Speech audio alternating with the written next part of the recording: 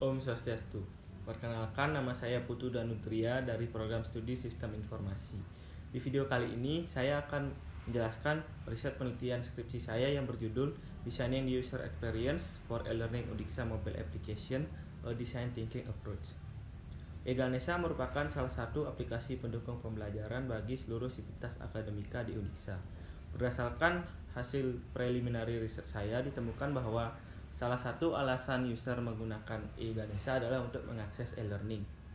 Dan berdasarkan hasil riset tersebut juga ditemukan bahwa eGanesha memberikan hasil user experience yang kurang maksimal bagi para penggunanya. Beberapa permasalahan inti yang didapatkan dari hasil preliminary research diantaranya ada 4. Yang pertama adalah sulitnya dioperasikan ketika menggunakan smartphone. Yang kedua adalah beberapa layout icon yang tidak optimal untuk smartphone. Yang ketiga adalah e-learning harus diakses dengan browser. Terus yang keempat itu ada para user menginginkan adanya aplikasi e-learning baru yang khusus dalam bentuk mobile application. Berdasarkan temuan preliminary research tersebut, penulis menggunakan framework design thinking untuk merancang suatu user experience yang baru dalam suatu bentuk platform mobile yang bernama e-learning Undixa Mobile Application. Perancangan user experience ini menggunakan framework design thinking karena framework design thinking mengedepankan emosi dan emosional pengguna dan juga desain berpusat pada user. Selain itu, design thinking juga sangat cocok digunakan jika ingin membuat dan merancang suatu produk baru. Pada penelitian ini, penulis menggunakan framework penelitian yaitu Hefner Framework. Framework ini memiliki 2 domain yaitu environment dan knowledge base. Pada framework design thinking yang terdiri dari 5 fase, empathize, define, ideate, prototype, dan test.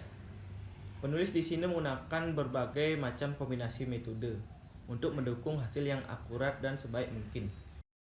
Pada fase empathize, bagian-bagian dari fase ini dapat dilihat pada gambar berikut.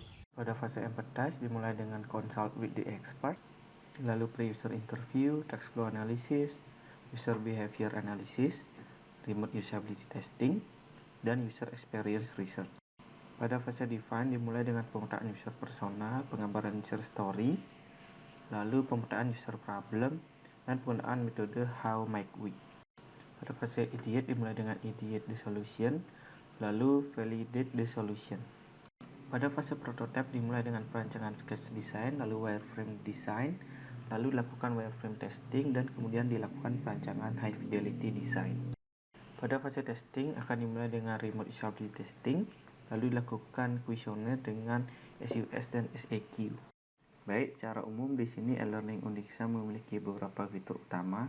Pada home screen kita bisa melihat notification center, lalu bisa melihat kelas yang sudah diikuti, kelas selanjutnya, dan daftar tugas. Kita juga bisa melihat jadwal secara keseluruhan selama 1 minggu, lalu bisa melihat daftar tugas. Kemudian kita bisa melihat kelas yang sudah kita ikuti berdasarkan semester, lalu bisa gabung ke kelas tertentu.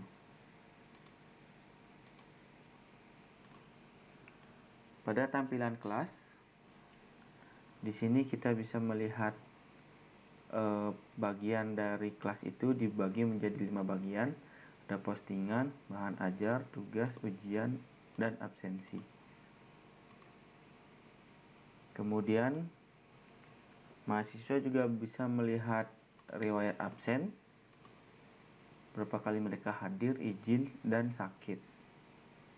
Berdasarkan hasil user feedback dari hasil user testing pada high fidelity design, ditemukan bahwa para user sudah ingin segera menggunakan desain produk ini dengan beberapa catatan, diantaranya mereka masih kebingungan pada navigation bar dan mereka ingin adanya detail jam pada jam kelas di home screen. Kemudian mereka ingin melihat detail nilai pada bagian screen di My Grades. Sekian video mengenai riset penelitian skripsi saya. Apabila ada salah kata, saya mohon maaf. Saya tutup dengan barang santi.